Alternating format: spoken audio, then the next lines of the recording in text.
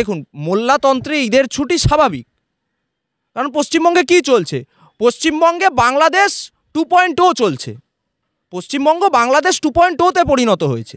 স্বয়ং মেয়র ফিরহাদ হাকিম করেছেন। ফিরহাদ হাকিম করেছেন মানে কি?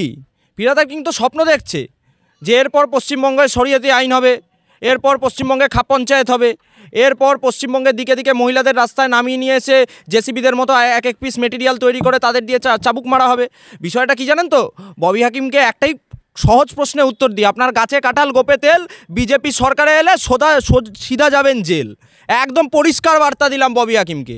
এই বিশ্বকর্মা পুজোর ছুটি কমিয়ে দিয়ে ঈদের ছুটি বাড়ানো মৌলবাদী একটা সংকল্প করে পশ্চিমবঙ্গের মাটিতে জিহাদিদের নিয়ে যে পরিকল্পনা করছে ববি হাকিম এবং অনুপ্রেরণা দিচ্ছে মমতা ব্যানার্জি, ওই গাছে কাঁঠাল গোপে তেল, বিজেপির সরকার এলে ববি যাবে জেল।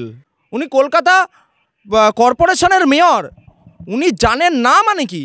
উনি সব জানেন, সব বোঝেন এবং যাবতীয় পশ্চিমবঙ্গে যা যা ঘটছে হিন্দুদের সাথে দমনপীড়ন বলুন, নিপীড়ন বলুন, সব কিছুর সাথে ওনার মাথায় রয়েছে।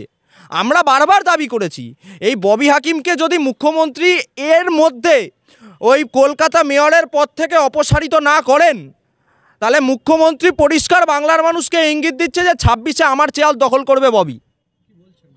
আবার নয়তো কি? আরে ববি হাকিম আগামী দিন পশ্চিমবঙ্গের মুখ্যমন্ত্রী মমতা বন্দ্যোপাধ্যায়ের সম্পদ ববি হাকিম। এটা আপনার বুঝতে কত অসুবিধা হচ্ছে নাকি? আরে আমাদের বিপদ হিন্দুদের নিয়ে কে ভাবে? হিন্দুদের নিয়ে মুখ্যমন্ত্রী ভাবে নাকি?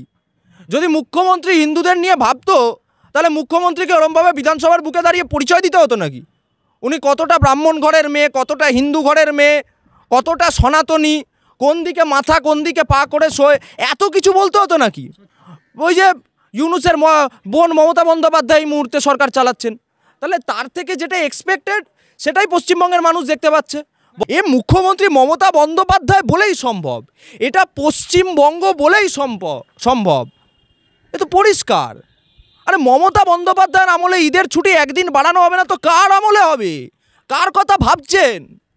আরে কুণালবাবু হিন্দু ধর্ম নিয়ে লড়াই করলেও কুণালবাবুকে এই জায়গায় পাত্তা দেবে না মুখ্যমন্ত্রী। ওটা তো একটা প্রখ্যাত চোর, ঠিক আছে? কলকাতা পুর সংস্থার লাগোয়া যে অঞ্চলের মানুষরা আছেন তাদেরকে দিনের পর দিন কার্যত এমন ডিস্টারবেন্সের মধ্যে ফেলে রেখেছে ফিরহাদ হাকিম, তা মানুষ আগামী দিন প্রমাণ করে দেবে। ওই যখন সিবিআই নিয়ে গেছিল ঘাটটা ধরে টানতে টানতে 21 সালের বিধানসভা নির্বাচনের পর জেলে, তখন এই ফিরহাদ হাকিম বলেছিল আমি তো কলকাতার মানুষকে বাঁচাতে পারলাম না, বাঁচাতে দিল না সিবিআই। আরে যারা ম্যানহোল সামলাতে পারে না তারা আবার কর্পোরেশন কি সামলাবে? যে মেয়র ম্যানহোল সামলাতে পারে না, কোন স্বার্থে ছুটি হচ্ছে? মোল্লাতন্ত্রে মোল্লা স্বার্থে। আবার কোন স্বার্থ? স্বার্থ একটাই ভাই, স্বার্থ একটাই, সেটা হচ্ছে পরিষ্কার মুসলমান স্বার্থ। আরে 28% ভোট লাগবে তো মুখ্যমন্ত্রীর, নয়তো 26 সালে তো হিন্দুরা লাথি মেরে মুখ্যমন্ত্রীকে বাংলাদেশে পাঠিয়ে দেবে। দেখবেন 26 সালে ভাইফোঁটার দিন মমতা বন্দ্যোপাধ্যায় ইউনূসকে বলছে ভাইয়ের কপালে দিলাম ফোঁটা। আবার কি?